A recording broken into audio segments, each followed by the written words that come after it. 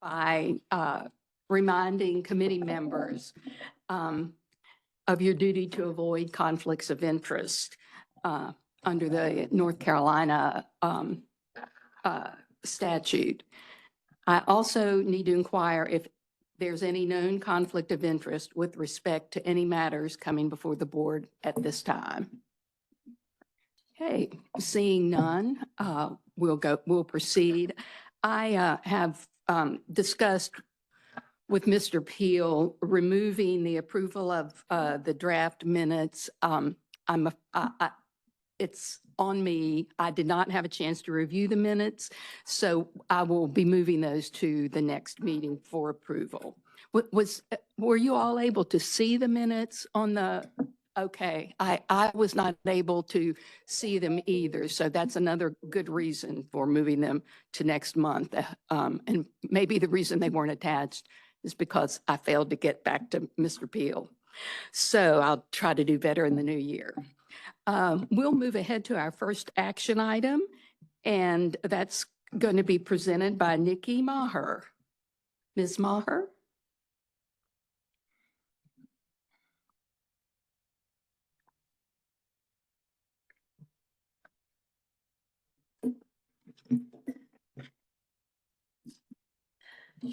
Good morning. I want to thank the commissioners and the chair for the opportunity to present to the Water Allocation Committee today.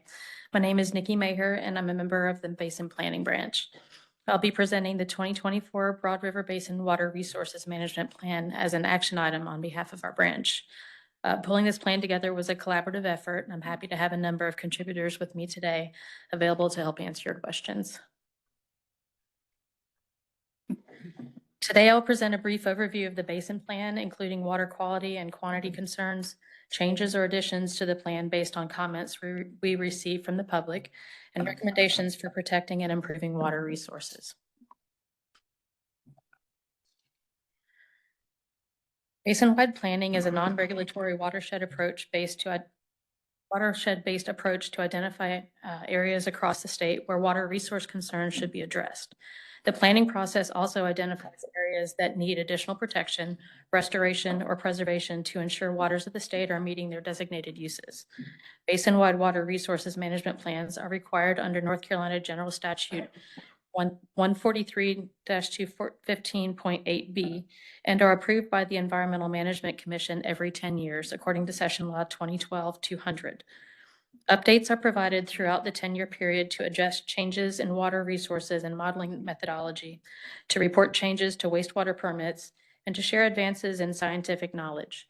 Basin plans are not a rule. Instead, they report on changes and impacts to surface and groundwater resources in the basin and identified areas that may be impacted by point and non-point sources of pollution, provide recommendations for reducing impacts to water quality and quantity, and recognize nature-based solutions as ways to reduce impacts to our natural resources and build resiliency. While these plans are prepared by the Division of Water Resources, their implementation and the protection of water resources entail the coordinated efforts of many agencies, local governments, and stakeholder groups in the state.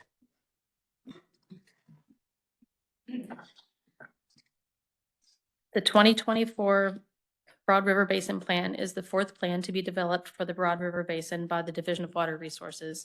The Basin Plan includes 6 chapters that cover water quality and quantity issues across the basin. Chapters 1 through 5 are general chapters with information on basin characteristics, point and non-point sources of pollution, water quality assessments, permitted and registered activities, water supply and water resource planning and management through local and statewide initiatives, funding opportunities, and recommendations to protect water resources. Chapter 6 focuses on the 13 HUC 10 watersheds in the basin and provides information on specific water resource issues and recommendations to protect them. The Broad River Basin begins at the headwaters in the Blue Ridge Mountains and flows south-southeast through the foothills in southern Piedmont into South Carolina, where it eventually merges with the Saluda River, then the Catawba River to form the Santee River before reaching the Atlantic Ocean. The North Carolina portion of the basin covers 1,513 square miles and portions of 10 counties. Polk, Rutherford, and Cleveland counties are almost entirely within the Broad Basin boundary and account for the majority of the basin. There are 2,100 20 miles of classified streams, and 4,569 acres of lakes and reservoirs. In general, the stream gradients flatten in the basin as the topography transitions from the step pools and riffles of the mountains to the foothills and further into the rolling landscape of the Piedmont. Soils within the lower portion of the basin typically exhibit higher proportions of sand and clay, consequently presenting a heightened erosion susceptibility compared to those in the upper basin. Land cover in the basin is a mix of primarily forest, 62%, and green, dark green on the map, followed by agriculture, 19% shown in yellow, and development, 13% shown in red. Land cover and changes in land cover over time closely follow population patterns across the basin. Based on the U.S. Census data, the population in 2020 was 202,379, an increase of 5% since 2000. As of 2022, municipalities in the basin range in population size from about 140 to 22,000 people, and much of the population can be found around the towns of Spindale, Rutherfordton, Forest City, and Boiling Springs, and the cities of Kings Mountain and Shelby. This is the fourth plan to be developed for the basin and covers information from 2008 to 2022. The basin plan period does not include the recent devastation to Western North Carolina communities and ecosystems from Hurricane Helene. The draft plan was posted for public comment before Helene struck. Because of the timing and the extraordinary weight of this historical event, information has been added to the plan acknowledging the hurricane and its impacts to the basin. The effects of the hurricane are still being assessed and will be reflected in future basin assessments. It is DWR's hope that the 2024 plan will serve as a helpful tool for comparison to evaluate short and long-term changes in the basin as we learn more and time progresses. Several areas in the upper portion of the basin were severely impacted, including Bat Cave, Chimney Rock, and Lake Lure. Lower portions were also impacted, but not to the extent seen in the upper portion of the basin. DWR monitors in-stream ambient and biological stations located throughout the state to assess water quality conditions for the biennial integrated report as required by the Clean Water Act. Monitoring data was available for 43% of the classified stream miles and 85% of the classified reservoir acres in the basin. The 2022 integrated report documented that 67.7 miles of streams and 1,040.4 acres of reservoir waters monitored were exceeding water quality standards or were considered impaired for one or more criteria or parameters. Impaired waters are placed in Category 5 of Section 303D of the Clean Water Act. All water bodies in North Carolina are impaired for fish tissue mercury due to a statewide fish consumption advisory for several fish species and are not included in the statewide numbers. Impaired waters for 2022 are shown in red on the map. Most of the 67.7 stream miles that are identified as impaired are listed for biological integrity. Unfortunately, biological monitoring decreased from a total of 56 stations in 2015 to 4 bentho stations and 0 fish community stations sampled in 2021. Limited staff resources and travel restrictions due to the COVID-19 pandemic hampered additional biological monitoring in the basin. An upper section of the First Broad River is impaired for turbidity, and Kings Mountain Reservoir is impaired for temperature. The next few slides are going to show where there are parameters of concern based on data collected from ambient water quality monitoring stations managed by DWR. These waters are not in Category 5 of the impaired water list. Parameters of concern identified and discussed in the plan include turbidity, temperature, fecal coliform bacteria, nutrients, and metals. An upper portion of the First Broad River is classified as drought waters and is impaired for turbidity.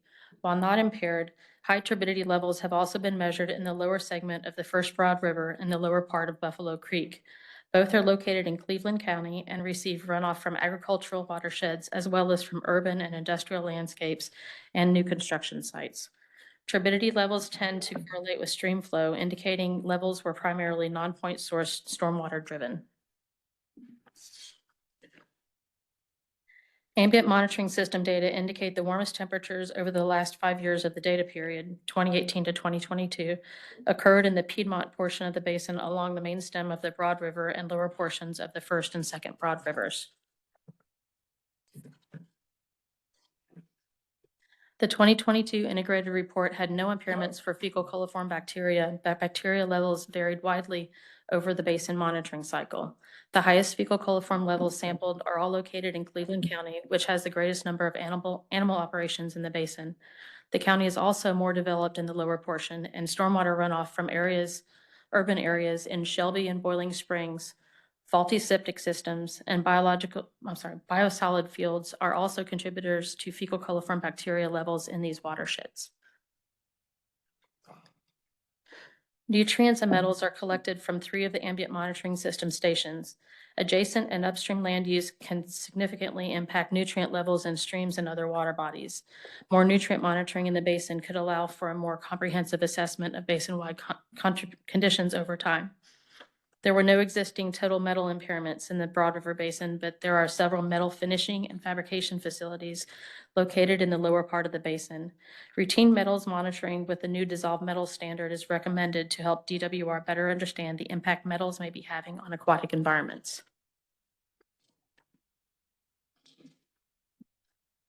Lakes are monitored monthly from May through September on a 5-year monitoring cycle. In the Broad River Basin, 4 lakes and reservoirs were monitored. Kings Mountain Reservoir, also known as Moss Lake, Lake Adger, and Lake Lure were monitored in 2010, 2015, and 2021. Lake Summit was last monitored in 2010. Trophic status of lakes includes nutrients, total phosphorus and total organic nitrogen, chlorophyll A concentrations, along with Secchi depth to calculate the lake's biological productivity. Kings Mountain Reservoir is classified as Water Supply 3 critical area. The reservoir historically ranged from oligotrophic to eutrophic since monitoring began in 1989, suggesting that the water body is shifting to a more biologically productive system, which can result in algal blooms. Algal monitoring in the reservoir shows that algal species are shifting to a more potentially harmful cyanobacteria, blue-green algal-dominated system. While the lake is not currently exceeding the chlorophyll A water quality standard, the shift in the algal species to potentially harmful cyanobacteria and a continued shift towards a more eutrophic system is an indicator that conditions in the lake are degrading and need to be observed closely. Lake Adger, Lake Lure, and Lake Summit are currently meeting water quality standards. Lake Adger is classified as a Water Supply 4 critical area, but the trophic status shifted from oligotrophic to mesotrophic in 2015, with monitoring data documenting elevated chlorophyll A, total phosphorus, and total organic nitrogen values. Lake Lure is classified as Class B trout and has consistently been oligotrophic since 1989. Lake Summit has remained oligotrophic since 1989, but will not be resampled due to access limitations. There are several programs that provide information about how much water is being used in North Carolina. There are also drinking water protection programs managed by DWR's Public Water Supply section. Water use data is collected by the Water Supply Planning and Groundwater Resources in DWR, and agricultural water use is reported through the North Carolina Department of Agriculture and Consumer Services. There are over 500 stream miles and nearly 1,300 acres classified as water supply watersheds in the Broad River Basin. Currently, there are no interbasin transfer certificates in the basin. Certificates are required for interbasin transfers that are greater than 2 million gallons per day. Self-supplied domestic water use is estimated at the county scale. A draft of the 2012 Broad River Basin Hydrologic Model Report is included as an appendix to the basin plan and provides an evaluation of the water resources in the basin at the time. The report describes where existing surface water supplies may be sufficient or insufficient to meet future water demands for public water systems. Future water demands were derived from registered water withdrawers and local water supply plans submitted by the public water supply systems that use water from the basin. DWR is seeking funds to update the hydrologic model for the Broad River Basin. Any future reports generated will be added as a supplement to the basin plan. Based on 2022 data, water demand in the basin totals 296.7 million gallons per day. 21.4 million gallons per day is used by public water systems as reported in the local water supply plans and the water withdrawal and transfer registration program. Data related to agricultural water use was collected and reported to the North Carolina Department of Agriculture and Consumer Services. Based on data reported in the 2022 Agriculture Water Use Survey, 9 unique operations had an average daily use of 124,335 gallons per day and a withdrawal capacity of 1.3 million gallons per day from surface and groundwater sources. Surface and groundwater sources are used in the basin. However, almost all of the water used in the basin is from surface water sources.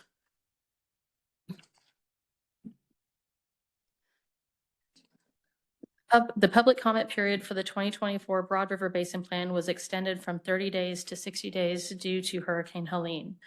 128 emails were received during the public comment period, the majority in response to an action alert sent by Mountain True to its members. The majority of those responses were a form letter, 17 included personal modifications, and 3 were independent responses. The Broad and Green River Keepers, American Rivers, North Carolina Division of Soil and Water Conservation, and North Carolina Farm Bureau Federation also provided comprehensive comments and suggestions. Comments included concerns about the plan's relevancy given the impacts of Hurricane Helene, requests to recognize recreational water use throughout the basin for both economic and ecological purposes, requests that information about rebuilding and employing resilient infrastructure be shared, general text edits and language improvements, questions regarding minimum stream flows, dam releases, and dam removals, and stakeholders encouraged DEQ to follow through with recommendations presented in the plan. The following are changes that were made to the basin plan based on these public comments that we received. Hurricane Helene is acknowledged in several places within the plan. Our hope is that the plan can serve as a tool for before conditions comparison. Reports will be added to DEQ websites as information is reviewed and finalized. Recreational water use is acknowledged in the plan, but based on comments, general text was added about the importance of recreational water use for human and biological health to the local economy. General information was added about the flood resiliency blueprint and its goals. General text edits were made throughout the plan, including clarifying language related to cost share programs managed by the Division of Soil and Water Conservation, and added information about the Streamflow Rehabilitation Assistance Program, STRAP, which provides funding to implement projects that help reduce flooding, restore streams, and protect the integrity of drainage infrastructure in North Carolina's waterways. Comments were made regarding minimum stream flow for recreational use and aquatic habitat, coordinating flows between dams and succession on a river, removal of non-functioning or obsolete dams, and reevaluating jurisdictional licensing through the Federal Energy Regulatory Commission. These comments will be shared with appropriate agencies or programs. The following are recommendations that were included in the basin plan. Under the category of point source, the basin plan recommends that basin planning and the modeling and assessment branch continue to work with permitting programs to ensure effluent and in-stream data is being collected, and that DWR continues to work with point sources to reduce or eliminate pollutants of concern before entering surface waters. Also recommended is to identify and reduce infiltration, exfiltration in publicly owned treatment works collection systems to reduce or eliminate stormwater infiltration, reduce pollutant loading, and improve overall performance. Non-point source recommendations include continuing to implement and improve sediment and erosion control and stormwater management programs, encouraging employment of floodplains, wetlands, and riparian buffers as natural filters, BMP retrofits, green infrastructure, and low-impact development. Continuing to promote and increase financial support to existing state and federal urban, agriculture, and forestry cost share programs for technical assistance in the voluntary implementation of BMPs, and encouraging the development of local watershed restoration plans or watershed action plans that identify sources of pollution and BMPs needed to reduce pollution. Water quality monitoring and staffing recommendations include continuing to monitor established stations and review their location to evaluate additional monitoring needs. More monitoring is needed near or downstream of land-applied residual fields, agricultural operations, county landfills, and rural residential properties on septic systems to understand their impacts on water quality. Evaluating and supporting staffing and resource needs for monitoring programs. Consistent monitoring will provide agencies with more information on current and long-term conditions to better inform decisions and modeling efforts and help pinpoint potential pollutant sources and how they can be addressed. Water quantity recommendations include continuing to work with various agencies to understand how water is being used to plan for future growth and long-term sustainability, ensure water users are accounted for, ensure that uses are protected, and allow for better management during drought conditions. Conducting regional groundwater availability studies to determine sustainable yields to more efficiently manage the resource, and continuing to fund and expand USGS flow gauges to understand long-term water availability and determine real-time in-stream conditions. 2024 Broad River Basin Plan is intended to serve as a guide and resource for water resource managers and planners, local and state leaders who provide oversight and make decisions about funding water-based projects, and the public on water resource issues and concerns in the basin. Conditions and circumstances are dynamic and have changed throughout the plan development. The Basin Plan is a starting point for further discussion, coordination, and collaboration among interested stakeholders working in the basin. Continued monitoring and assessments are needed to accurately assess the growth, the health, and protect this critically important resource as our state continues to grow. DWR requests approval to proceed to the EMC with the 2024 Broad River Basin Water Resources Management Plan. Thank you. Thank you, Ms. Maher. Questions from commissioners? Yes, Commissioner Tweedy. So much a question is just to add to some comments. Morning. I guess about a little over a year ago, I was assigned as the Broad River Basin liaison for the EMC.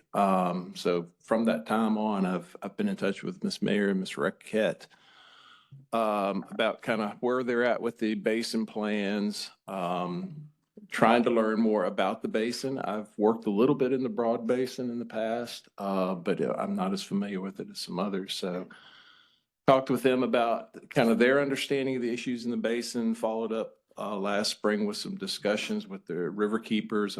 I've talked with them through meetings and emails a few times, and had hoped to get out to the basin with some of the DWR staff last fall, but Helene kind of threw a wrench in that, so that didn't happen. And then through December, they provided me with some draft versions of the plan, the public comments they had received at that point. So I was able to look through those, discuss those with them. So I provided some feedback, but really didn't provide a whole lot because I thought from the very first draft I saw it was a very well put together plan, very thorough, very detailed. As an environmental consultant, I use these plans fairly often, and my staff do as well. So I think they're a tremendous resource for North Carolina, and I think it's a great program to continue. So I'm happy to make the motion when the time is appropriate, but I'll let others see if they have any questions. Thank you. Are there any more questions from commissioners? Yes, Commissioner Smith. So one question about the recommendation for additional monitoring, which certainly seems like a reasonable recommendation. But the question is, are you thinking that additional resources for monitoring are needed overall? Or are you thinking that there may need to be a revised plan for monitoring in the basin that maybe reposition some of our monitoring efforts, or some combination of those two? Because some of those things can be done by the department, certainly with the commission's support. New resources obviously relies on the budget. So I'd be interested in knowing what your thought is about how to make that additional monitoring a reality. And this may be more a question for Mr. Rogers. Hi, Richard. All right. Nikki, you want to comment at all? Help yourself as it relates to the plan. I Or will, yield. of course, I would, of course, appreciate your support too, but I think a combination is a good answer. In looking at the various watersheds, more monitoring is much is very helpful in getting a better view of what's going on in the watershed. Some things we're having to look at gray areas and try to make, educated guesses on what's going on, and monitoring would help with things like that. Obviously, we do plan to speak with the biological assessment branch and the ambient monitoring folks to see where we can best put our resources. But of course, more resources would be helpful as well. Yeah, I'll ditto that. I think, obviously, the more monitoring we have, the better plans we can pull together, the more information we have. We struggle, getting our ambient monitoring done, and there are gaps there. Unfortunately, those folks that do that job are low-paid positions. They don't tend to stay in those positions for a long time. I think we talked with staff about this, is taking another look at how we manage our monitoring and sampling for across the state, trying to coordinate staff in a better way. We are putting together some proposals and submitted to the governor's office to help support the ambient monitoring program with some staff that be flexible to move around across the state, and also provide emergency response as well. So it's definitely a need for us.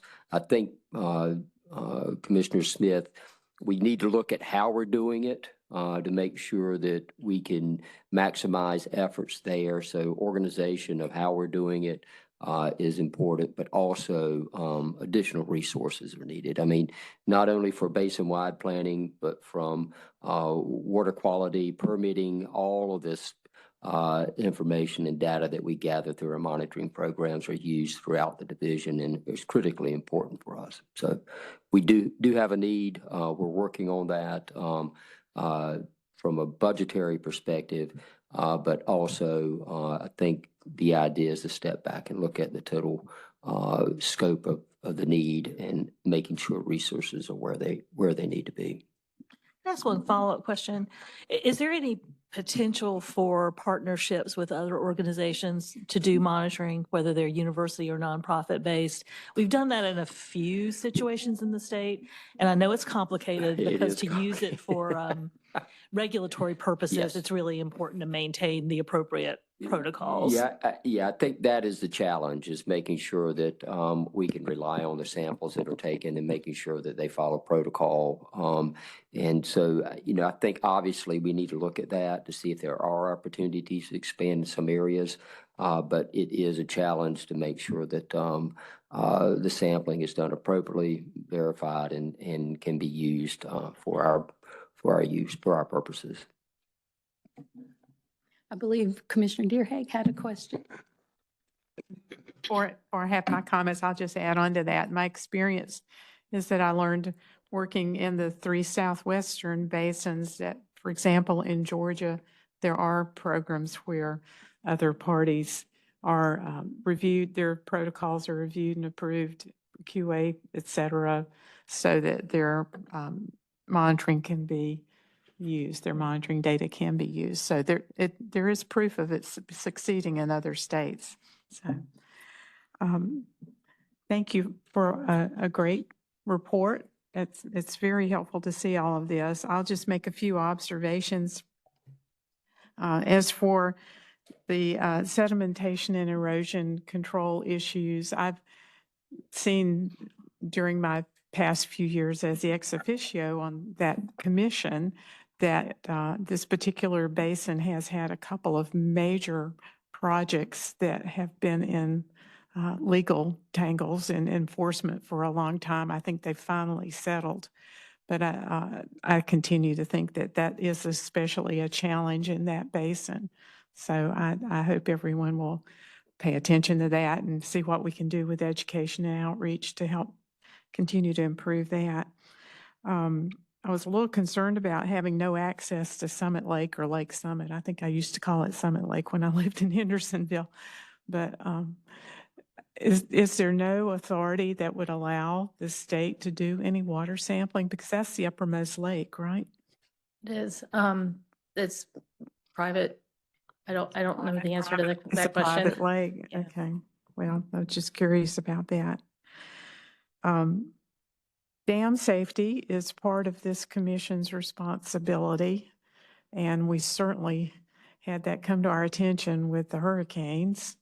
And I don't know whether this needs closer, we need to think more about how to capture that in plans such as this or not, about aging dams, the risks they have from flooding with increasing high energy episodes such as Helene. That might be something we need to think about. And I think I read that Lake Lures Dam was scheduled for replacement at some point in the future. That was an especially risky dam, wasn't it, during the storm? Do we have any sense of how much sediment has accumulated behind that dam? I do not. Some of the conversations we had with the folks in the regional office conveyed that there is a plan to replace the dam. They actually had done some work on the wastewater treatment plant down below the dam and had retrofitted the dam with a valve. Maybe they finished that work maybe a month before, not even a month before Helene hit. Mhm. So I think everything is on a different time scale, but the conversations did include a replacement of the dam, the road that's DOT's involved because the road that goes over it is also a concern. And so Mhm. that was coming in future months, but after Helene, I think everything's on a different scale. So I don't have current information on that. Well, hopefully this will raise awareness at the federal level about the need for funding to support dam replacement or improve the safety of some of these older dams to reduce this risk with these big storms that come through, hurricanes. Just two other comments or observations that I had. One was the significant increase. I guess I'll just summarize what I saw about agriculture in the basin. The poultry number of birds increased more than 3 times in the basin from 2002, I think. And did you say that they're mostly down in Cleveland County? A good number, yes. Okay. Number of hogs has increased 4 times, but it's still a very small number. And I have a feeling they're pasture fed hogs. So dairy decreased 30%, which is striking. And they lost 30,000 acres in farm acreage, which is sad to see.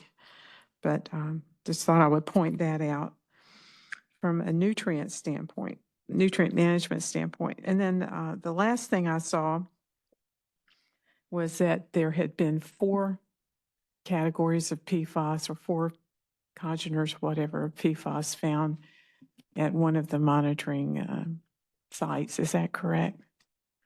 I believe so, yes. 4 different ones. Do you know if those 4 are the same as the 3 that are going through review in the commission right now? I think 2 of them might have been. I'm not sure about the other 2. I need to go back and look carefully to answer that. Okay, next. all right. Well, thank you again. And I also thank the public for their helpful comments that they shared on this. Absolutely. So, Commissioner Solomon. If I can, kind of bigger picture stuff, not committee business necessarily, but to go to Commissioner Smith's comment, and it probably goes back a decade to Commissioner Tedder, former Commissioner Tedder, who always wanted the department to have more edge to these plans. That it's easy to say more monitoring, as Commissioner Smith pointed out, but it's really helpful when we have some specifics. So the rub is staff doesn't want to get overly specific and get politically sideways sometimes. So what I would say to compliment Commissioner Smith's regards is what we've said before is if the department has specific requests and needs them, we'll be glad to look at those as an EMC and actually endorse those or write a separate letter with those if you can see those specifics that we can justify, obviously. But we're not afraid to get in that budget battle if these plans tell us we need to be. I don't think it's a commission we're scared to do that. I think we should do that. The other thing I would say in that is I do think like Upper Neuse River Basin Association has been controversial in the past, but they're a great example of a third party that's been able to do this testing. And I think that's an integral part, as Commissioner Deerhake said, if we're going to get it covered, any request we make has to recognize we've got a partnership going with somebody in the basin. So I just make that second comment. And then third, because I work in South Carolina with their basin planning efforts, and Yak and PD is the one I work most with, but Catawba is one that I know. Broad is a big one in South Carolina because it's mostly industrial in South Carolina, and they consider it all rural up here. And so just continue to encourage the department to work back and forth on the Broad, the Catawba, and the Yak and PD, because both states really benefit from these basins, and we have the headwaters here. So really appreciate the efforts to make this a good plan. So thank you. Further questions? Seeing none, I'll go to Commissioner Tweedy. Okay. I was just going to add too that one of the resounding public comments that was mentioned over and over was a desire for more monitoring and understanding of what was going on and where impairments were coming from. So are we good? See, I believe we're good. Okay, with, let me see if I don't butcher this. All right, with that, I'm gonna move that the Water Allocation Committee approve DWR to proceed to the full EMC with the 2024 Broad River Basin Water Resources Plan for approval. Is there a second? I'll second the motion. Thank you, Commissioner Gibson. At this, all in favor? Aye. Opposed? Okay, unanimously passed. Thank you, Ms. Maher, for your presentation. And I also want to thank you, Commissioner Tweedy, for your involvement in this process and long-term involvement, it sounds like. Very much appreciated. So, thank you. Thank you. Well, that was our only action item today, but we do have an information item. And on my agenda, it says that Ms. Holcomb is going to present this. She is still. Okay, We get the joy of Harold. I understand that she No, is not ill Harold again. today, and so we happily welcome back Harold Brady. Mr. Brady, welcome, and he will give us the update. Thank you. Thank you, Commissioner Reese. Yeah, Maya Holcomb, the IBT coordinator, is not feeling well, so I'm filling in today. So I appreciate you giving me a few minutes just to give the regular IBT update on what's shaking. Like there's 3 interbasin transfers that are running through the process. So these regular updates are going to continue for a little while. Let's move into it. So the 3 are the town of Mooresville, Charlotte Water, and the town of Fuquay-Varina. I'm gonna try and move kind of fast. A lot of this you've heard before, but I'm gonna lean in on the things that are new. Town of Mooresville is review. They have a pre-existing allowance of what we sometimes refer to as a grandfathered allowance of 8 million gallons a day on an average day max month basis, and they are at this time requesting 12.6. Moving water from the Catawba to the Rocky and South Yadkin basins. Okay, so in November we had 5 public meetings. I thought they went pretty well. They were pretty typical for public meetings at this stage, and with attendance ranging from about 2 to 12 people at each one of these meetings. We went with an open house style on these, so a little bit different than how we had been doing it previously. Reactions from the public were generally positive, that they were able to, and instead of just getting a presentation of the information to them, they were able to walk up to any number of people who were involved with this project and ask specific questions, and have those specific questions answered right there on the spot. So generally, we got pretty good feedback from the attendees.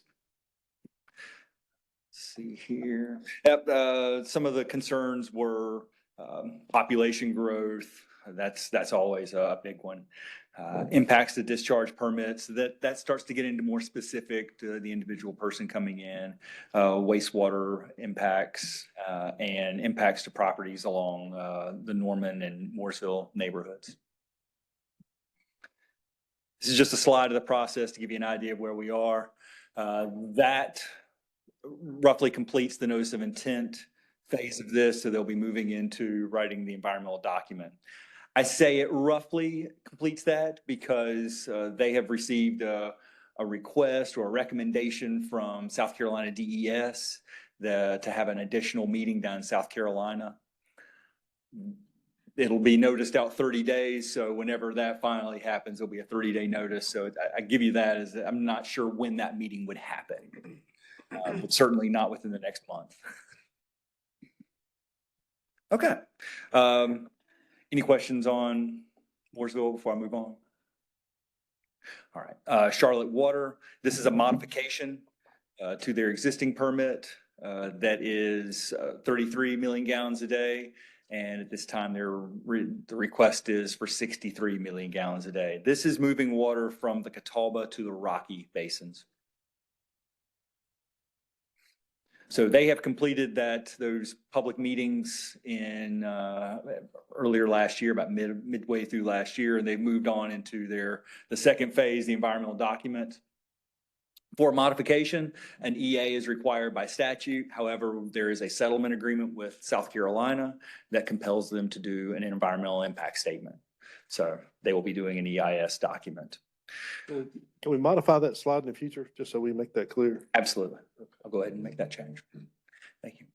To that end, there's a stakeholder, let's see if we're going to get into that. Yeah. So there is a stakeholder engagement process that initiated in December. Let me see if it's on this. Yes, it's on this next slide. In mid-December, there are 30 stakeholder groups that have been invited to participate in that stakeholder engagement meeting. DWR was invited, but we declined due to a potential conflict of interest with those meetings. But we certainly do not oppose Charlotte's effort to get more stakeholder engagement to strengthen that EIS document. We are supportive. The plan is for a series of 5 workshops over the next year and a half. So they're really following the stakeholder engagement process through the entire development of that environmental document. So that is a little bit different, and it'll be interesting to see the outcome of that. As they call it, a collaborative workshop designed for key technical advisors, identify and discuss IBT risks, concerns, and opportunities. I know I went pretty fast through Charlotte Water right there, and I'll absolutely change that slide. Are there any questions on Charlotte Water before I move? Great, thank you. The last one, the town of Fuquay-Varina, that's proposed moving roughly 6 MGD, million gallons per day, from the Cape Fear to the Noose. Right now, they're in the second part of development of the EIS document, and I believe we are nearing the end of that process, ready to go. I say it's nearing the end of the development of the draft document, at which point then it'll go out to the public for public review.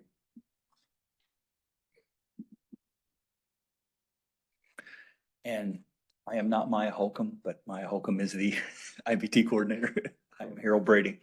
Are there any questions on the IBT update? I went rather fast.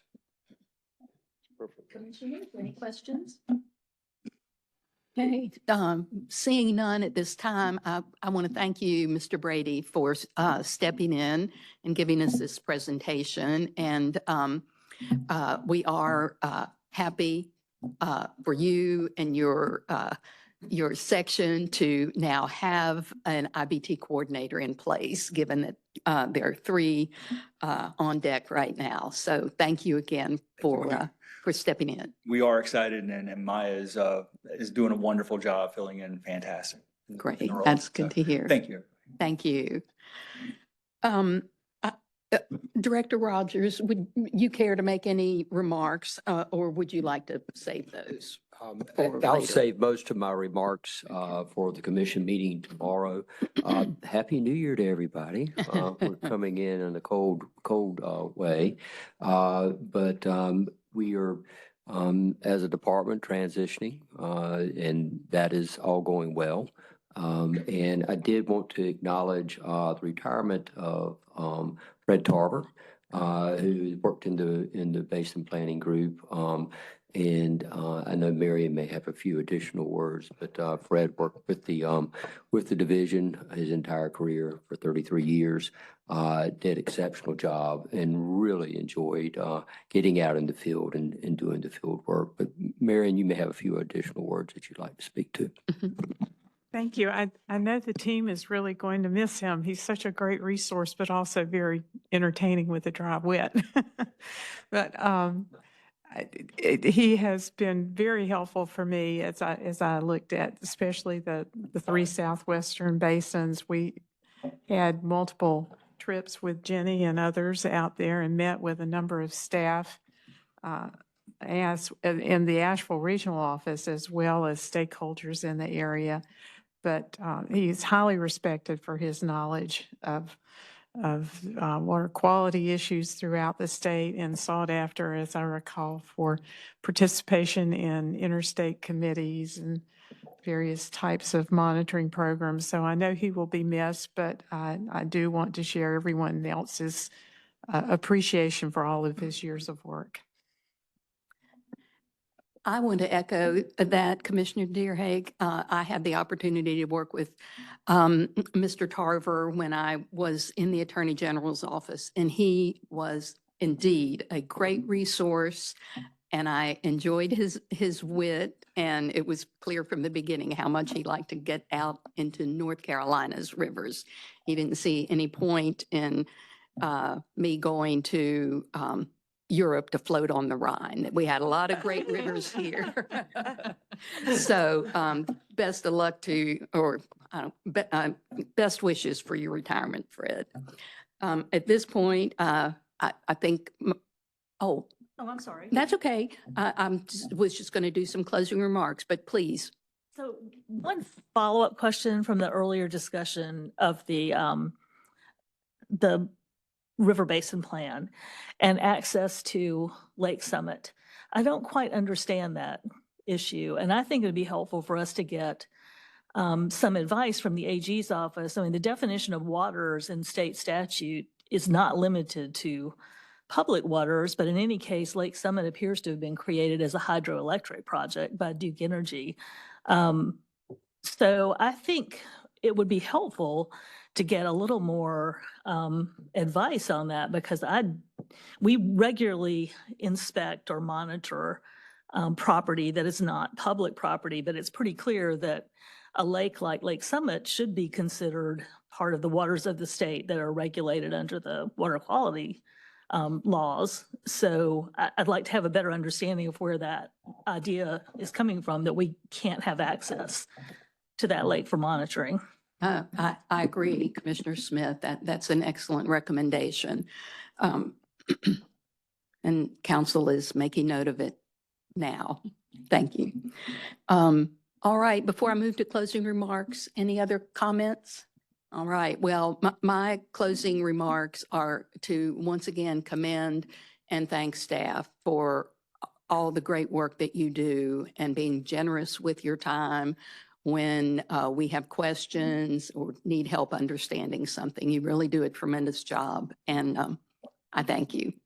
At this point, the meeting is adjourned. Thank you.